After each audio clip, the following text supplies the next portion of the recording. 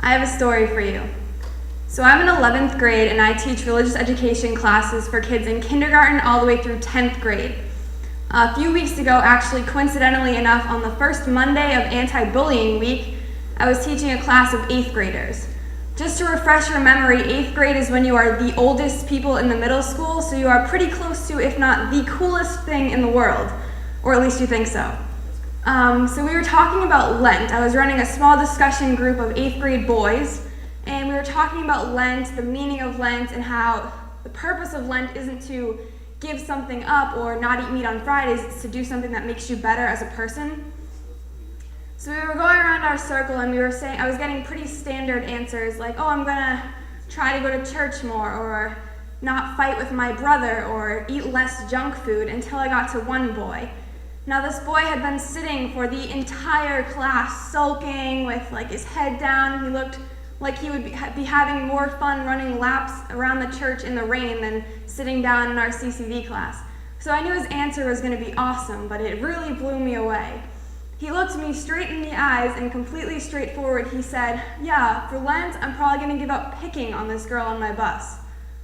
That's actually what he said to me. And I responded really sarcastically because I was blown away that he could say that, and I said, wow, that's great. You're going to give up bullying for this 40-day time period. You're just going to take a break from bullying for Lent. And he was offended that I had called what he was doing bullying. He told me, no, I'm not bullying her, I'm picking on her. In case you're confused like he was, those are the same thing. He justified his response, no, it's not bullying, with, it can't be bullying, because 1, she's a new kid, 2, she's from a foreign country, and 3, she doesn't speak English. That's actually what he said to me. So, just to clarify, the fact that she's a new kid doesn't make it not bullying, it actually makes it more so bullying, because she doesn't have someone down the street or sitting next to her to stand up for her when someone picks on her on the bus. And the fact that she's from a foreign country even makes that more so bad, because she doesn't have someone down the street, she has someone a full country over. And the fact that she doesn't speak English doesn't really change anything either, because it's pretty easy to detect from the tone of someone's voice if what they're trying to say to you is supposed to be nice or rude. And also, a bus full of snickering 8th graders directly following this incomprehensible comment is a pretty good indicator of whether what was said was meant to be friendly or not. Cruelty is pretty easily detected. It doesn't matter your language or gender or anything. It's the tone in your voice. You can tell if someone's trying to be nice to you or not. So all this leads me to the point that I'm trying to make, which is that there is such a lack of empathy. And empathy is the ability to and the action of understanding, respecting, and being sensitive to the situation, feelings, and motives of another person. And I truly believe that the lack of empathy in our society is a progressive problem. I think if you went back any number of years ago, you would notice a significantly higher amount of empathy than you see today. And it's not just in 8th grade boys. You can see it everywhere from, say, 4-year-olds going off to preschool that have no concept of the fact that taking a toy away from another 4-year-old and seeing them cry is not okay, all the way to fully grown adults who have the audacity to judge other fully grown adults on the way that they raise their kids or live their lives without taking into consideration the struggles that someone might be facing.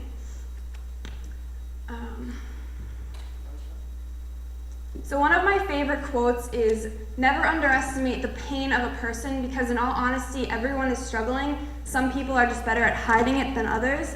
And I think Will Smith said it, but I wouldn't quote me on that. But the reason I like this quote is because it's true. We all have something that we're struggling with, and it could be something small and it could be something enormous. And it's all about the way that the person responds to it or the way that they project it to everyone else. I also really hate when you hear someone complain about something and someone else responds to their complaint with, oh, but someone has it worse.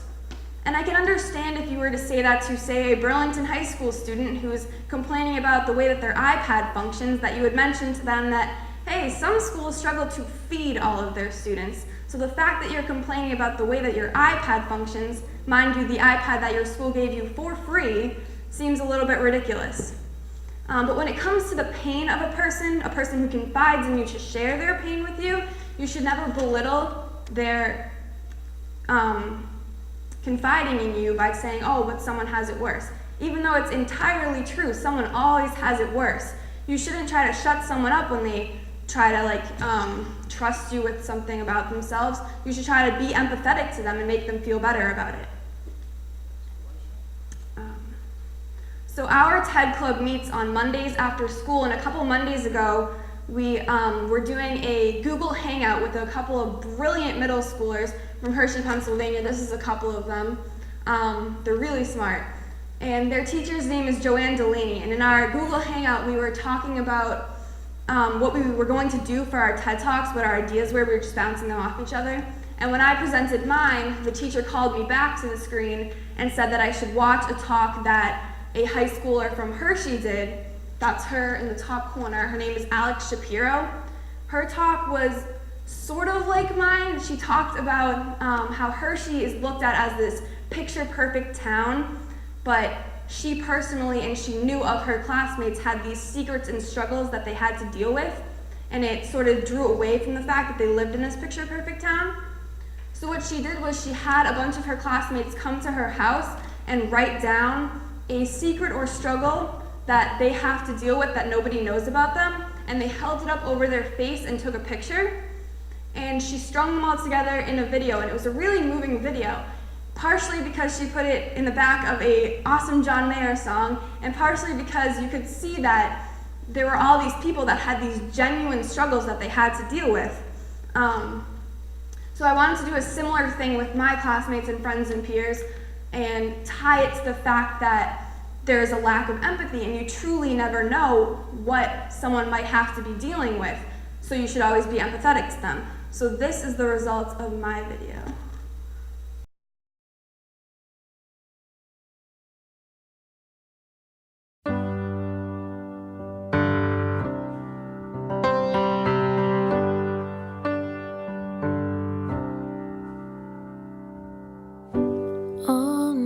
Be a knight in armor with a sword in hand, or a kamikaze fighter. Don't count on me to storm the barricades and take a stand, or hold my ground. You never see any scars or wounds. I don't walk on coals, I won't walk on water. I am no prince, I am no saint, I am not anyone's wildest dream, but I will stand behind and be someone to fall back on.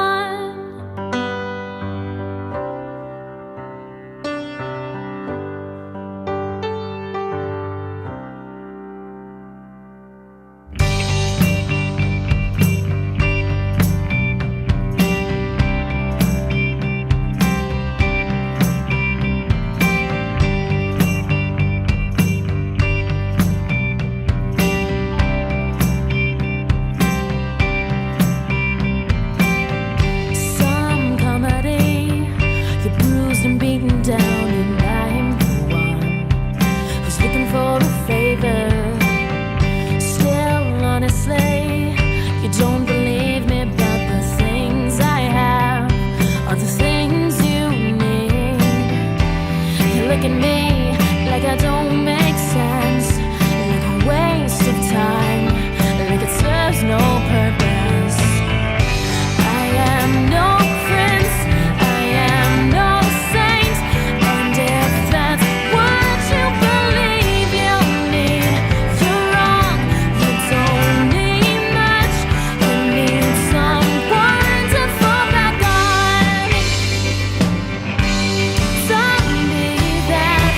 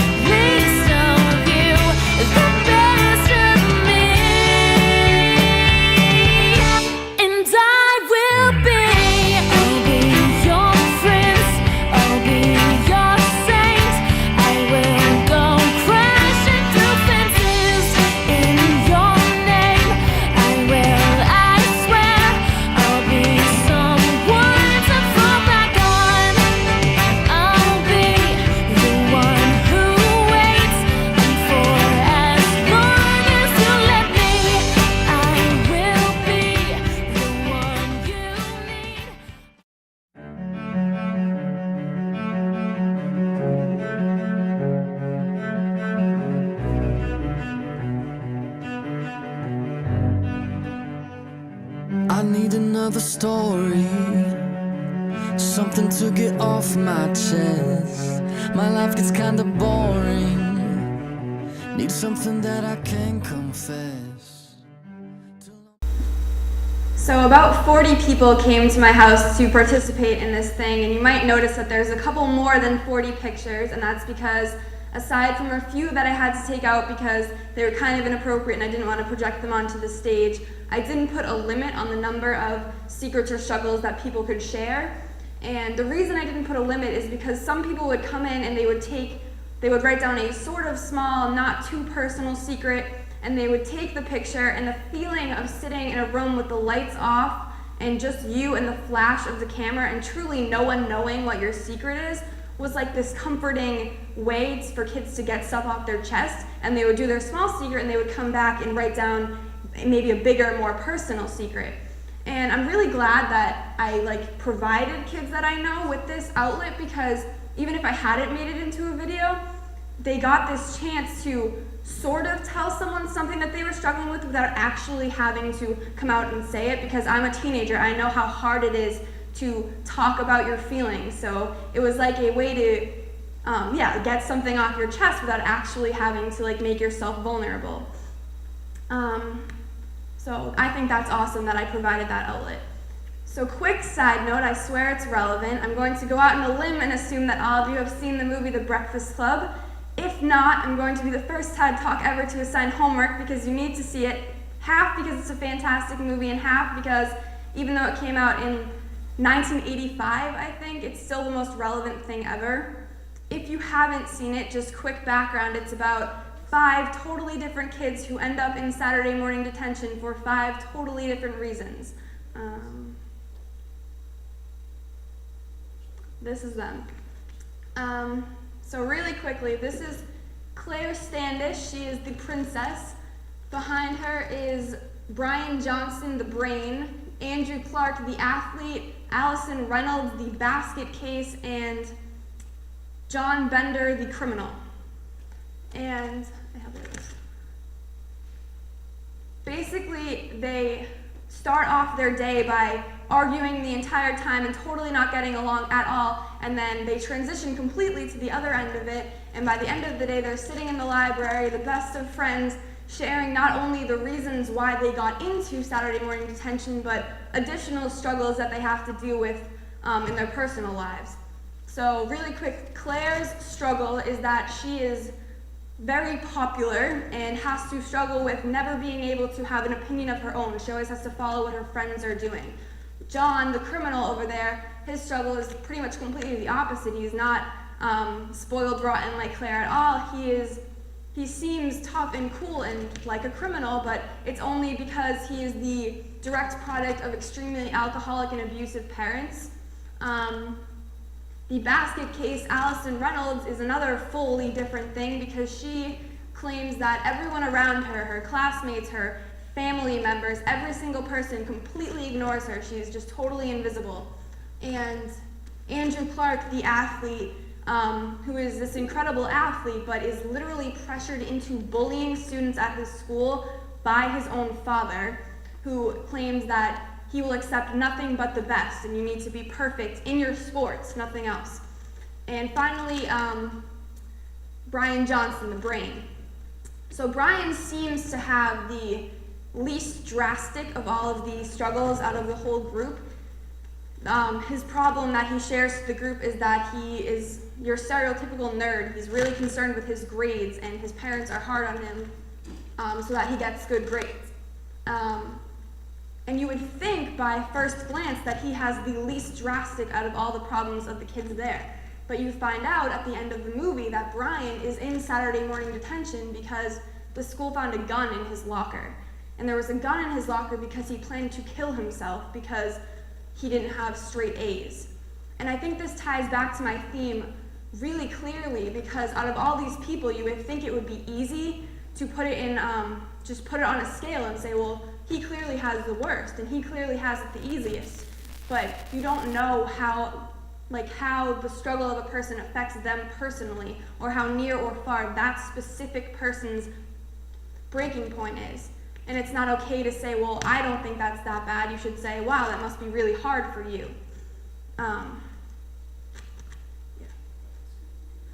So this is the same thing here. I was going to say that you think it would be easy to just put things on a scale and judge which one would be worse. But the reason I'm up here is to tell you that you should never judge which struggle of a person is worse, because you truly don't know. We're all so different. We all have such different struggles. All of us are able to come up here or write down your secret. We all have something that we're dealing with, but you can't put them on a scale. You can't judge like how bad it is, because you just don't know how bad it is for that specific person. So my final comment is that you may think it would be easy, but it's not. And we're humans. We're inherently bad at being empathetic to each other, but we really need to work on it. It's going to be a challenge, but we need to develop and work on developing the ability to understand, respect, and share, be sensitive to the feelings and emotions and motives and everything of every other person. Thank you.